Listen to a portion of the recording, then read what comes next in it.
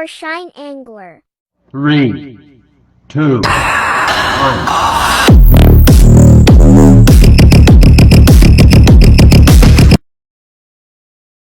Yan mga master, nakadali tayo ng good size na toman. Siguro mga kulang 1 kilo siguro to. Ito ang ating lure, Rocky DIY lure.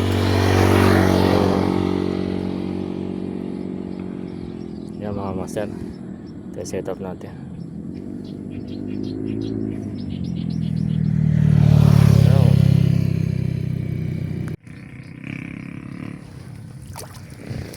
Release ka natin mga master.